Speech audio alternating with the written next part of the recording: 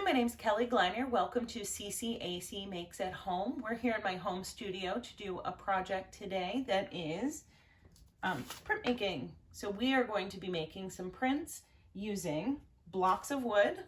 So you can even use your building blocks. That's what I've done with some of these other little pieces. And some yarn. Thicker yarn works really well. It shows up nicely, but whatever yarn you have is a great way, it's a great way to use that material. You'll need a pair of scissors. You'll need some paint. So I have just black and white because those show up really nicely on my colorful pieces of paper.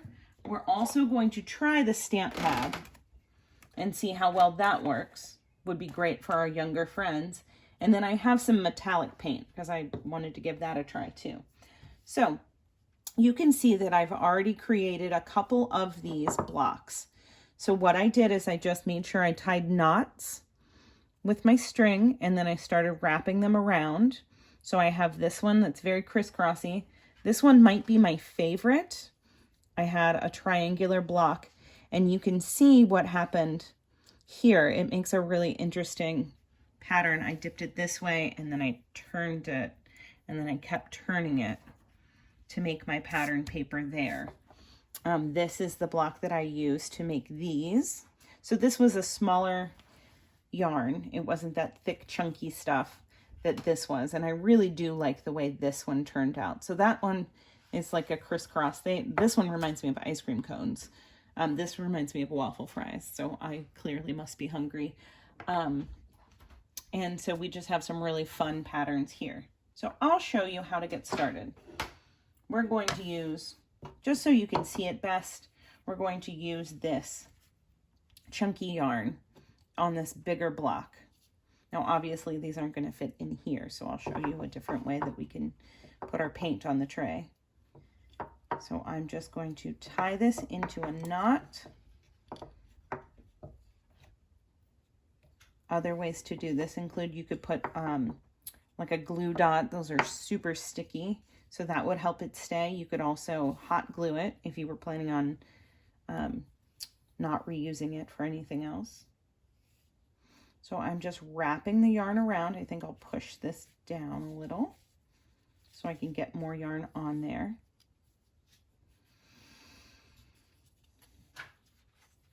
And then when I get to the edge here, I think I'm going to tuck it under. Cut it just a little down the road here and tuck it under so I can change direction. That way it holds in place a little bit better. So I can go around this way. And you can wrap it as many times as you'd like. I've come to the end of the string, so I'm just going to tie it off by looping it under. I'll loop that under as well.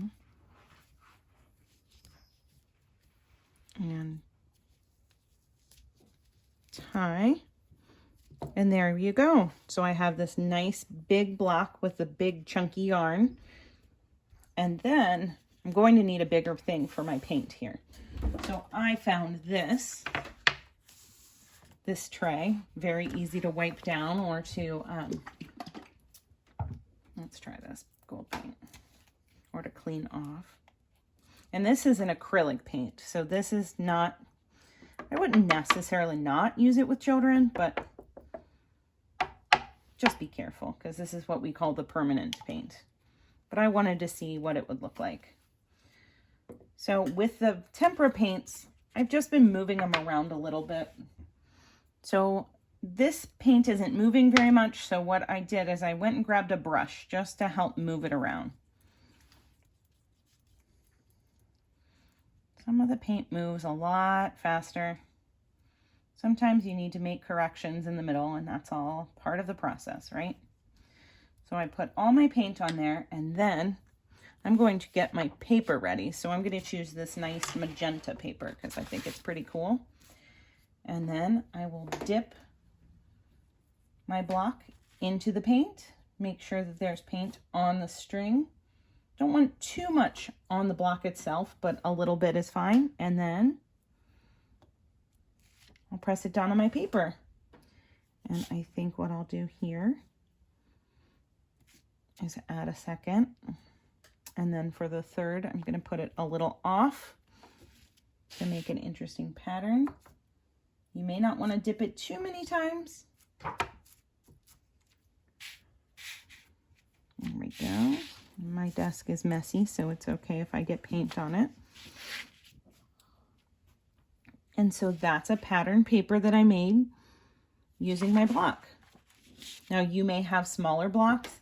You may have circular blocks. I have this cylinder block that we wrapped in yarn, and I was able to make these really long, cool patterns with that. So I'll show you how to do that on a different piece of paper. We'll just pile those up. So I'll bring this color over. And so when you have this kind of cylinder shape, you have to roll it all the way down the paint so that it gets on there all the way. And I might actually do it one more time just to make sure it's coated. Okay, and then we can roll it across the paper. And it's picking up that little bit of black from earlier, and that's okay. It's kind of fun to see how that works all the way down. This might be my favorite because I really love the way wood grain looks. And this reminds me of wood grain. I'll just keep going slowly.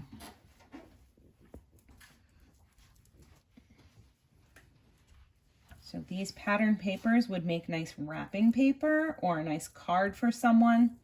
If you were writing to them, that would be a lovely thing to do. Someone you're missing right now, or a thank you for your teacher.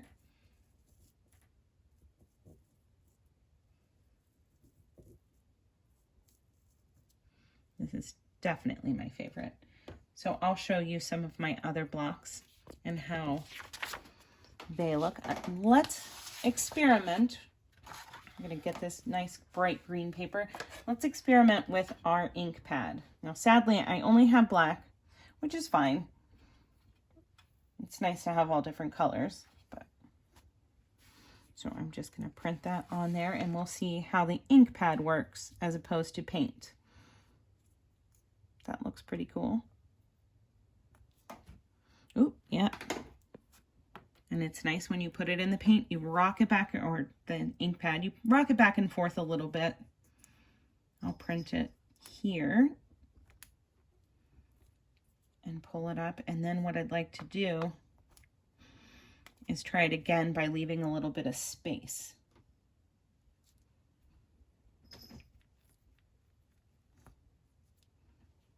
So that you have that negative space there.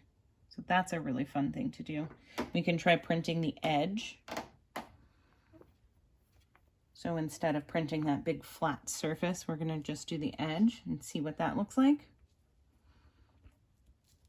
Oh, not enough ink. Try it again. Probably would work better with the paint. I bet these were picking up some of the paint from earlier. So let's try it with the gold. There we go. Ooh, yes, I do like that. So your blocks will have different faces on them. They'll have different sides and you'll be able to do different textures. And let's go. Might as well use up this gold paint, right? We can mix it all together. I'll do that one. Ooh, that was interesting as well. So this is a simple project, but you can turn it into so many different things in different colors, and everything stands out on different colors of background paper. And you could cut these up and you could use them in some of our other projects that we've done. So you could turn them into flowers, or you could turn them into, I'm trying to think of the other thing, leaves for our little trees that we did. You could use them as clothing for our spoon friends. There are all kinds of different ways that you can use these pattern papers. And I'd like to show you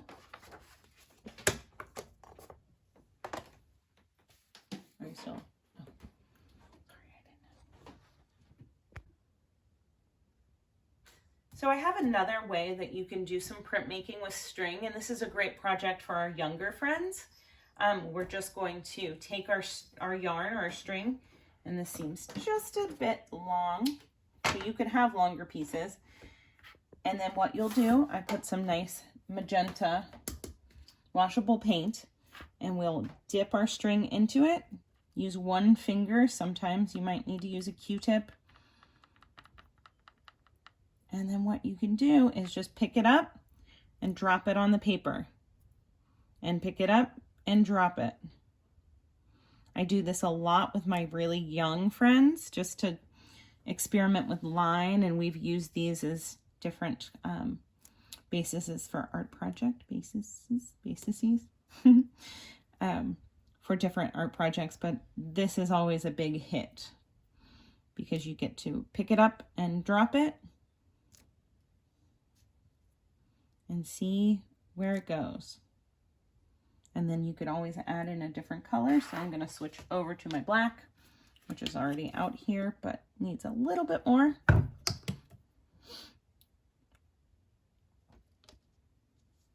This is also a fun project if you like to do projects where you have a squiggle or a doodle, and then you try to figure out what it looks like from there. So that's kind of a fun project too. So you drop it, see where it lands, and see what you can make out of that. It's kind of a fun creative challenge. Ready? And I'm going to do it one more time and make sure it's all saturated.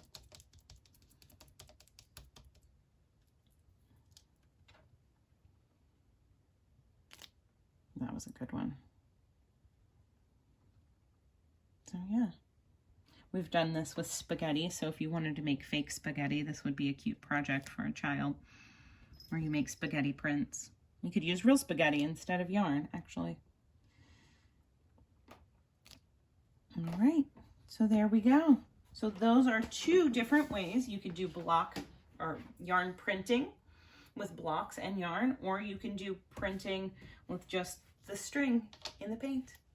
Thank you so much for spending time with me today, and I hope you enjoy making some artwork with yarn.